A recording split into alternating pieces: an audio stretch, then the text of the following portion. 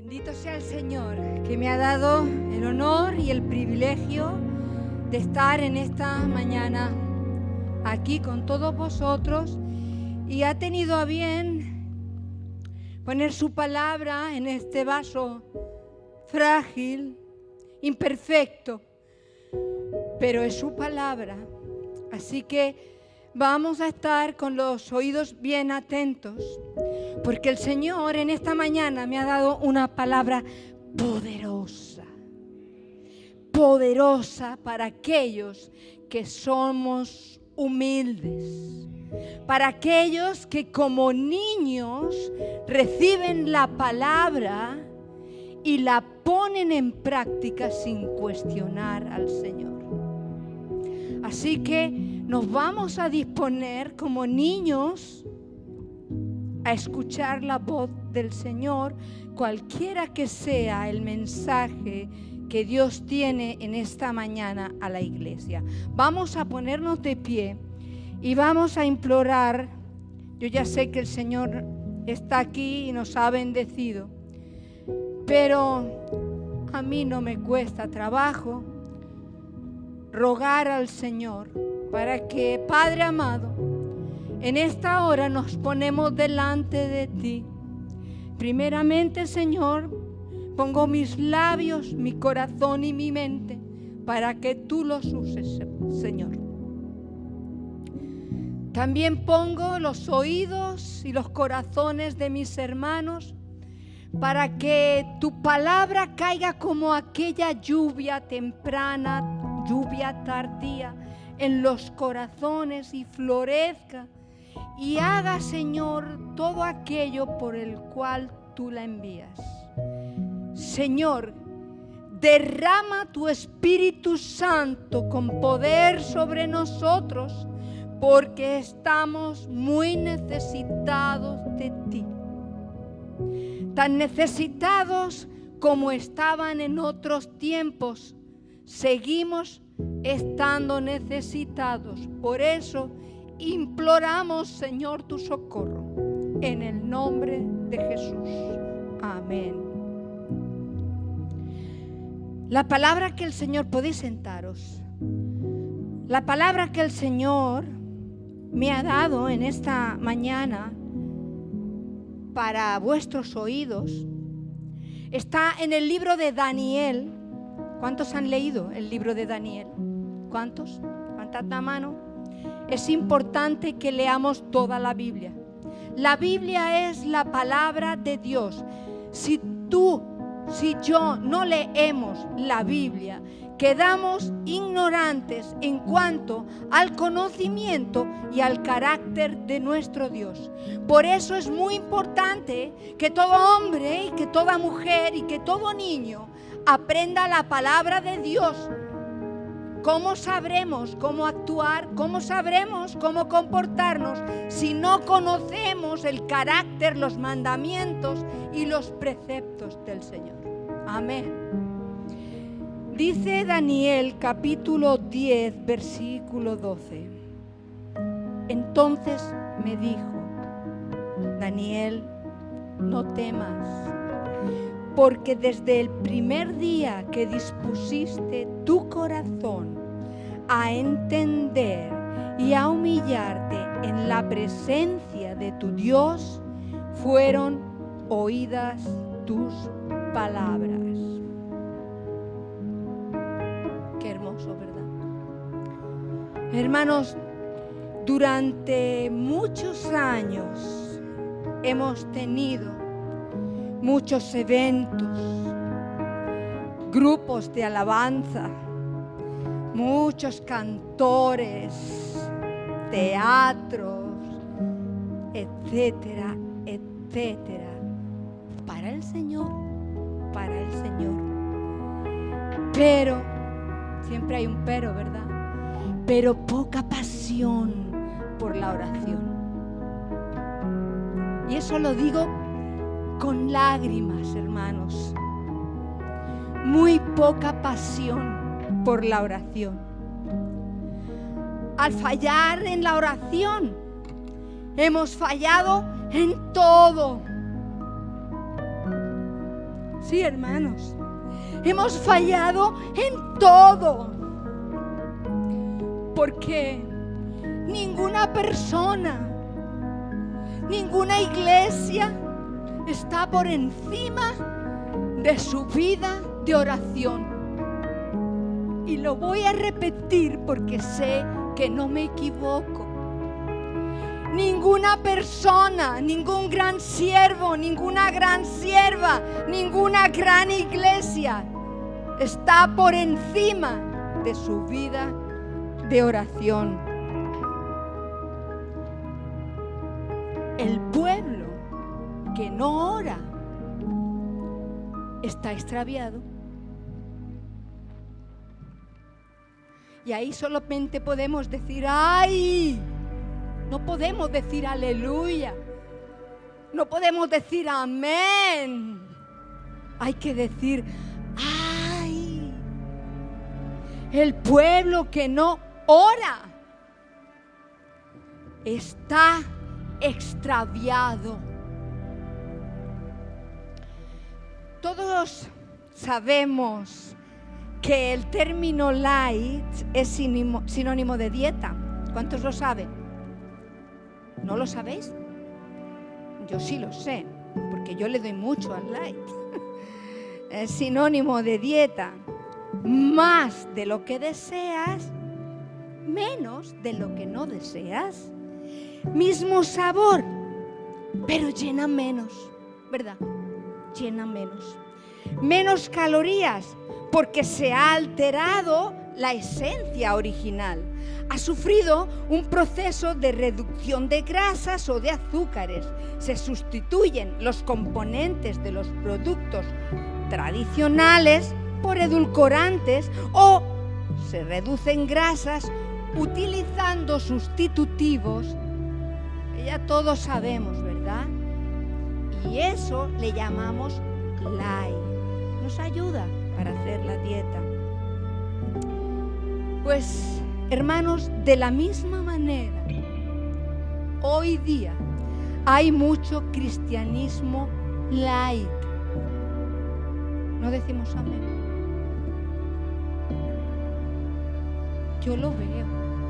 Hay mucho cristianismo light, más de lo que deseas y menos de lo que desea nuestra carne. ¿O no es verdad? Hermanos, nuestra carne no desea buscar a Dios. Ay, ay, nuestra carne no desea buscar a Dios. ¿Y cuál es el resultado? El resultado es que nuestro cristianismo light tampoco nos llena. No nos llena. Porque no es sólido, es light.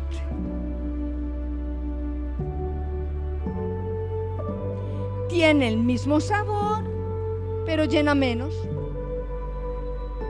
Claro, no importa, porque los pastores ya oran por ellos. Sí, pastores, oren por mí, oren por mí. La cuestión, ¿sabéis dónde está? En que nunca vas a crecer.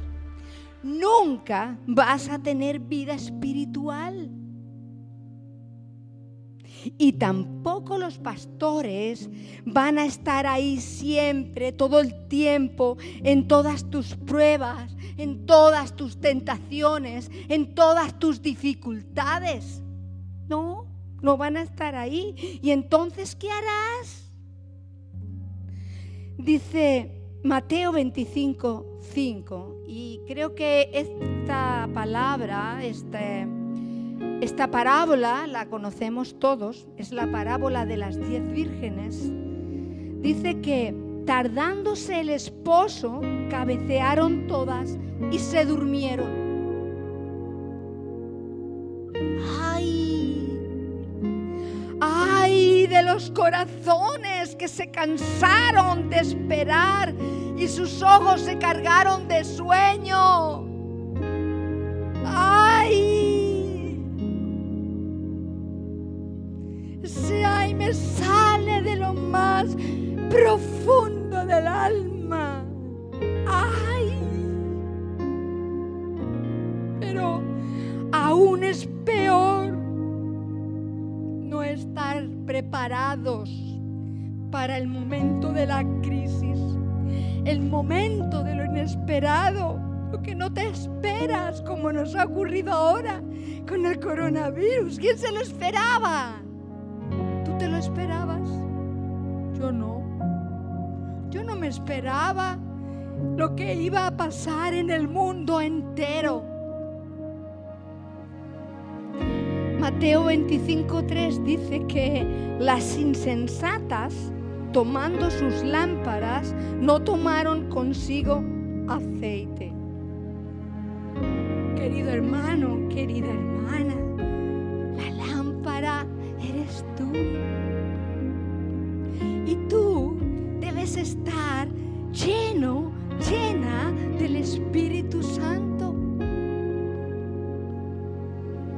El apóstol Pablo decía, sed llenos del Espíritu Santo, y lo decía en tiempo presente, constantemente, siempre. No hay excusas. Estad llenos del Espíritu Santo. La lámpara eres tú y el aceite es el Espíritu Santo. Cuando el esposo llega, es muy tarde para pedir prestado aceite. Lo vemos en la parábola. Demasiado tarde para depender de nuestro prójimo. ¿O no? Todos lo sabéis. Demasiado tarde para pedir oración, hermano. Ora por mí, por favor. Demasiado tarde para prepararse. No hay tiempo. Porque en un abrir y cerrar de ojos, el Espíritu Santo será arrebatado de la tierra. Entonces no hay tiempo de prepararse, no hay tiempo de pasar horas orando, no hay tiempo de clamar y pedir oración. Y una vez que la puerta se ha cerrado, es demasiado tarde para suplicar por misericordia. No importa cuánto lloremos, no importa cuánto supliquemos, no importa cuánto golpeemos la puerta, ella permanecerá cerrada, porque la mano que la cierra es demasiado fuerte, demasiado poderosa para poderla abrir. Dice la palabra del Señor: el que tiene la llave de David, el que abre y ninguno cierra, y cierra y ninguno abre. Yo puedo imaginarme cómo podría ser el estado de ánimo de Noé dentro del arca, cuando él oyera el clamor, cuando oyera los golpes, porque yo me imagino que la gente tocaría a la puerta, llamarían y dirían Noé o Jafet o yo qué sé, de los 8 que habían, digo que clamarían. ¿Y cómo se sentiría Noé dentro del arca si la mano que había cerrado la puerta era poderosa y no la podía abrir? La había cerrado el mismo Jehová de los ejércitos. Aquí se puede aplicar el término ejércitos, porque Jehová está en batalla. ¿Y quién será aquel que pueda hacerle frente? ¿Quién será aquel que pueda doblar ese brazo o abrir la puerta? Nadie. Por eso tenemos que estar preparados. La oración es el secreto mejor guardado del pueblo de Dios. El más antiguo, ¿cuántos lo han oído? Amén. Amén, lo sabemos. No podemos alegar ignorancia. No podemos decirle al Señor: Señor, yo no lo sabía.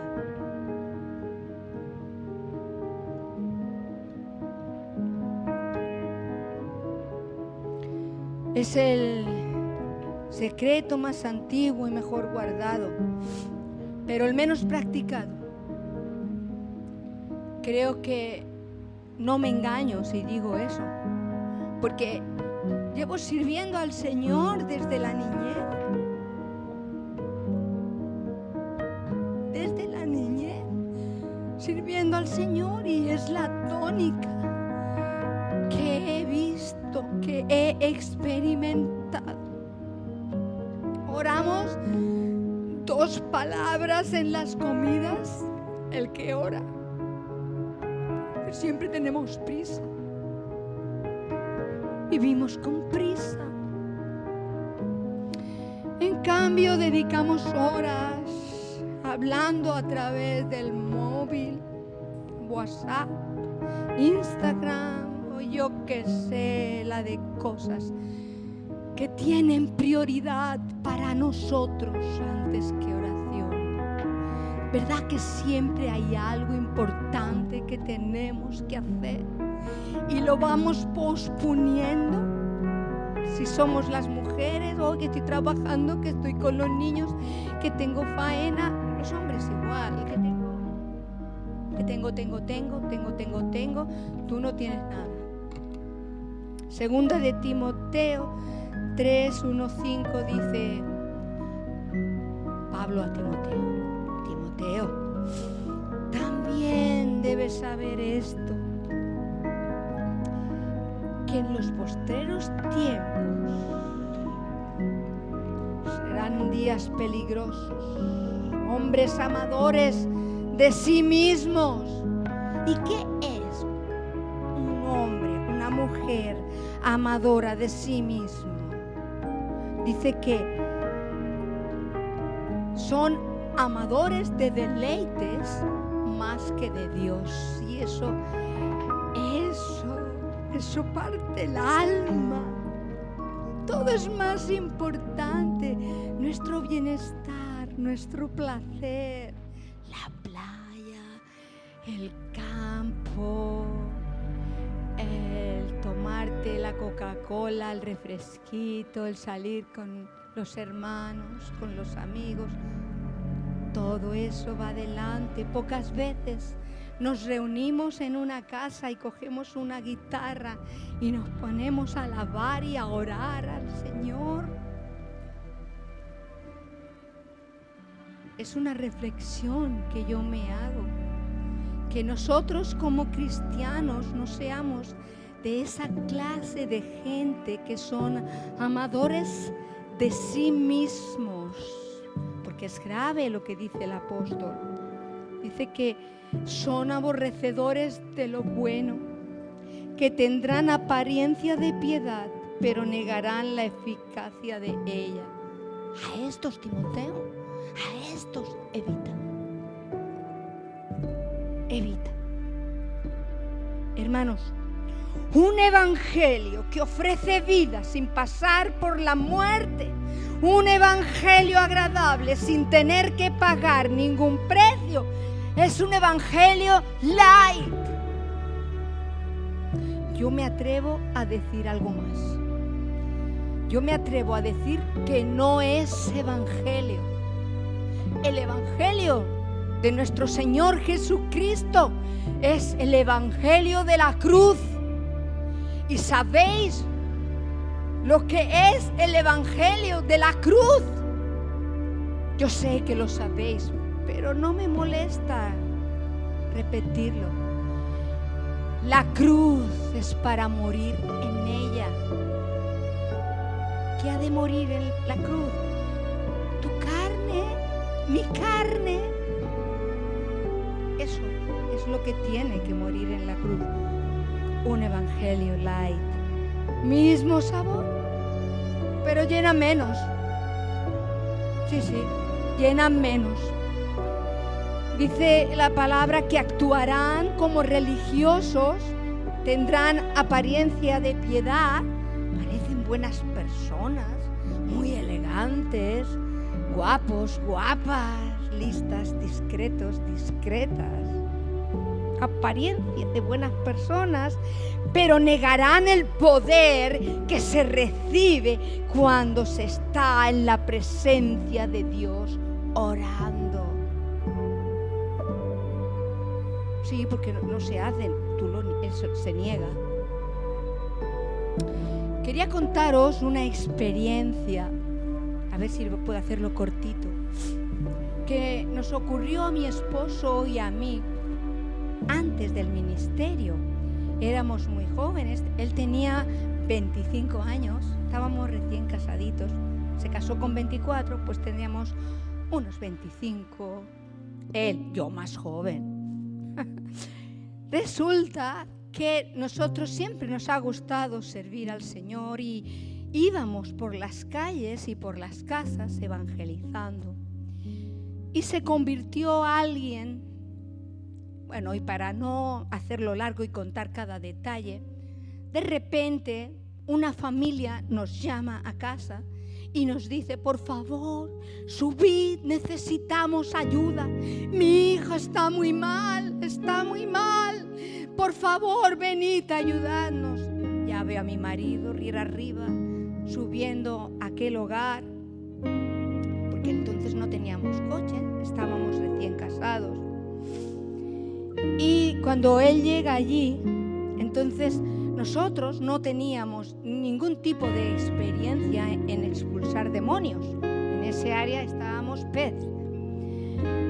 Entonces cuando él llegó allí se encontró una chica totalmente manifestada. Habían llamado a una medium, tenía hasta la voz cambiada, y pasó por allí delante una persona y tal como estaba la chica echada en el sofá, le dio tremenda patada que cogió a la persona y la estampó contra la otra punta, contra una pared. Seguidamente se volvió hacia mi esposo con las manos en forma de garra y con el ademán de sacarle los ojos. Y a mi esposo no se le ocurrió otra cosa que ponerse a orar. No hizo más que eso y ponerse a orar, que la muchacha volvió en sí. Volvió en sí. ¿Qué pasa? ¿Qué pasa? ¿Qué ha pasado aquí? La historia sigue más, pero lo que interesa es para deciros, y os he contado esta historia para decir que la autoridad se recibe pasando tiempo en comunión, en oración con Dios. No hay demonio que se levante, demonio que pueda ante el poder de Dios. Un hijo o una hija que pasa tiempo en la presencia de Dios es un siervo, una sierva que lleva en ella el respaldo de Dios. Hermanos, la oración es intimidad, es comunión con Dios, es pasar tiempo de calidad con Dios. La oración no es un producto del invento de un iluminado, de los hombres, del ingenio humano. No, la oración no es eso. La instituyó el mismo Señor. La oración es la comunión con el Padre, la que obra el poder de Dios en nuestra vida. No es lo que tú haces ni lo que yo hago. Es lo que Dios hace a través de ti o a través de mí. Mirad, hay, y hoy día está muy de moda, quien tiene fe en la fe. ¿Lo habéis oído alguna vez? Hay quien tiene fe en la fe. Pero no hay que tener fe en la fe. Hay que tener fe en Dios. Hay que tener fe en Dios. Dilo, hermano, no tengas miedo. Hay que tener fe. Lucas 17:5. Dijeron los apóstoles al Señor: Señor, aumentanos la fe. Entonces el Señor les dijo: si tuvierais fe como un grano de mostaza, podríais decir a este sicómoro: desarráigate y plántate en el mar, y os obedecería. No es el tamaño de nuestra fe, hermanos. Dilo, no es el tamaño de mi fe. Siempre decimos: Señor, dame más fe, danos más fe. Pero no es el tamaño de nuestra fe, sino el tamaño de nuestro Dios. El tamaño de nuestro Dios. Dios es grande y poderoso. Así que no es el tamaño de nuestra fe. Nuestra fe, que dice el Señor que necesitas muy poquita, fíjate, la que has tenido es la suficiente para creer en el Señor. Esa es la suficiente para hacer lo que el Señor dice aquí. Solamente que tienes que ponerla en marcha. Hay que ponerla a producir.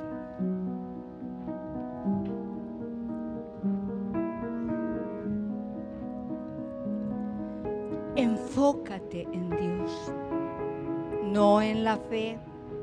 Enfócate en Dios. Pasa tiempo orando.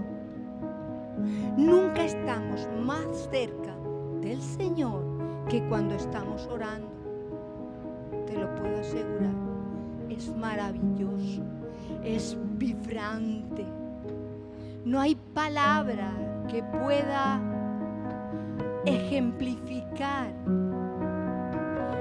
lo que el ser humano tiene cuando está en la misma presencia del Dios vivo y poderoso. La oración es condición indispensable para que el Evangelio avance. Cuando el Evangelio no avanza, la tierra se pudre. Lo estamos viendo, ¿verdad? La tierra se pudre porque el Evangelio no avanza. Y no avanza por todo lo que estamos hablando, mejor dicho, por todo lo que el Señor nos está exhortando en esta mañana. Es, como he dicho, condición indispensable para que el Evangelio avance victorioso. Cuando oramos, todos los enemigos son vencidos, hermanos. Antes lo hemos dicho al principio. Y los hijos de Dios tomamos posesión de la herencia prometida. Daniel 10, 12, 13. Entonces me dijo: Daniel, no temas, porque desde el primer día fueron oídas tus palabras, y a causa de tus palabras yo he venido. Mas el príncipe del reino de Persia se me opuso durante 21 días. Hermano, desde el primer día que dispones tu corazón a orar, Dios comienza a obrar. Aunque a ti te parezca que Dios no está haciendo nada. Lo cantábamos al principio. ¿Cómo cantábamos? Aunque no pueda ver, estás obrando. Siempre estás obrando. Dios siempre está obrando. La oración sube y Dios responde. Pero Satanás se opone. La oración es guerra espiritual. Y Satanás se opone porque sabe la victoria que hay en la oración. Comienza a librarse una guerra en los lugares espirituales. ¿Cuántos lo han leído esto? Hay batalla, hay guerra en los lugares celestes. Y nosotros debemos de librar esas batallas orando, orando. Cambia tu modo de orar. Dice el Señor, yo sanaré tu tierra. Pero antes debe de cambiar tu corazón y mi corazón.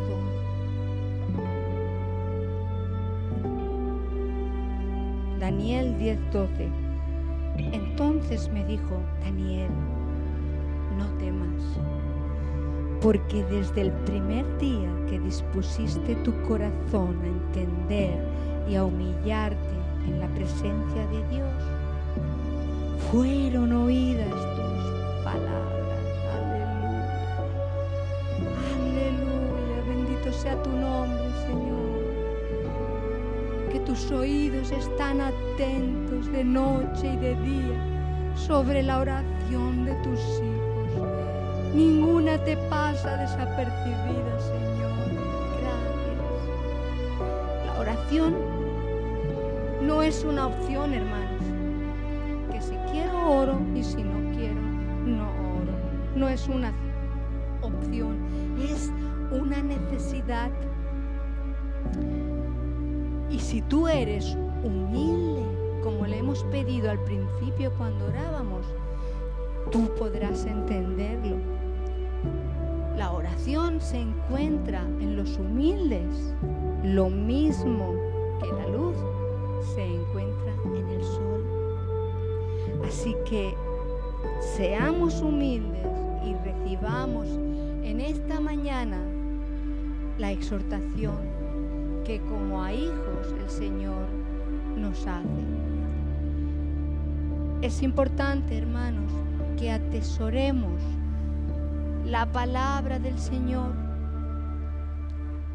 para que nuestras vasijas estén llenas de aceite y podamos estar preparados para el día malo, para cuando el Señor quiera nosotros estar preparados.